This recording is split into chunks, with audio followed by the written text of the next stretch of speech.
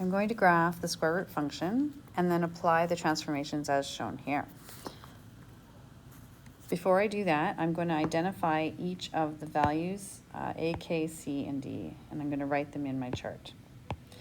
So my A, even looking at my final one, would be in front of, the square root function. So there's no A, it's just 1. So we're going to say A equals 1. I'm going to find the K hanging out inside with the X stuff underneath the square root. So the K is -3. Then I'm going to find the D also hanging out with the X stuff. And I see a +1, which means I'm going to go left 1. So I'm going to add -1, I guess, to each of the X values in that chart. Finally, the C is -4. That means down 4. All right, so beginning with the parent function of the square root of X, I'm going to do some popular points for that. So 0, 0 is a good one. 1, 1. 4, 2. 9, 3. I'm going to plot those points. So if this is our 0, so I've labeled the axes and I've plotted the square root function, the parent function, in black.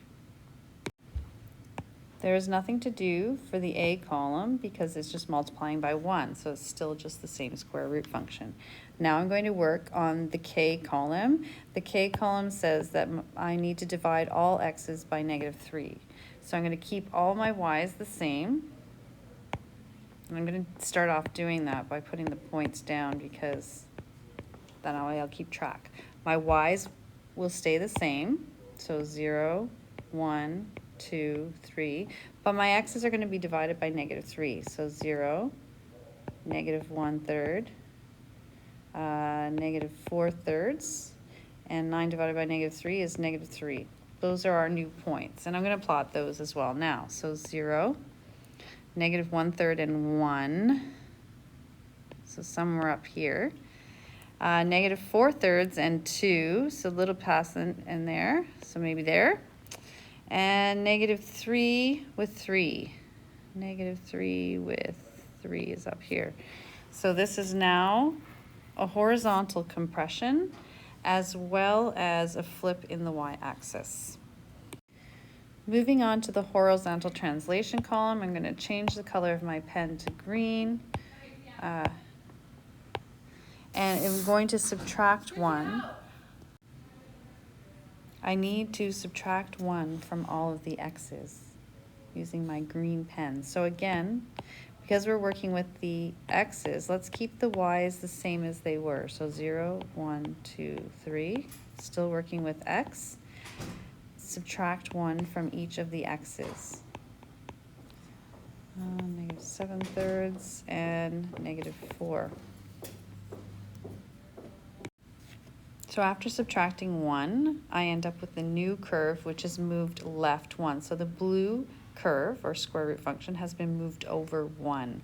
I apologize for the messy graph. So finally, I need to take care of the vertical translation right here. And our vertical translation is down 4. So we're going to keep the X's the same, and we're going to take away 4 from each Y. So again, I'm going to change my color. So keep the X's the same as they were. -7/3, -4. And I'm going to subtract 4 from all the Y's. So 0 minus 4 is -4. 1 minus 4 is -3. 2 minus 4 is -2. And 3 minus 4 is -1. And then I'm going to plot the new curve. So I plotted those points approximately, and I have moved the whole square root function down 4 spots. To summarize, we started with our square root function and we applied each of the transformations. We started with the stretches and compressions first. A was equal to 1, so no vertical stretch or compression. Our k is -3. The negative means that it's going to flip in the y-axis, and the 3 means it's going to be a horizontal compression. So it's going to get closer to the y-axis. And you can see that compared to the black one to the blue one, you're going to see that it got closer to the y-axis. It's got squeezed in. Then we're going to apply the horizontal translation by going left 1 or subtracting 1 from all of the x values. And that ended up with our green function. So it's basically moved left 1. Then we applied the vertical translation by adding -4 to all of the y's. And so it went down 4.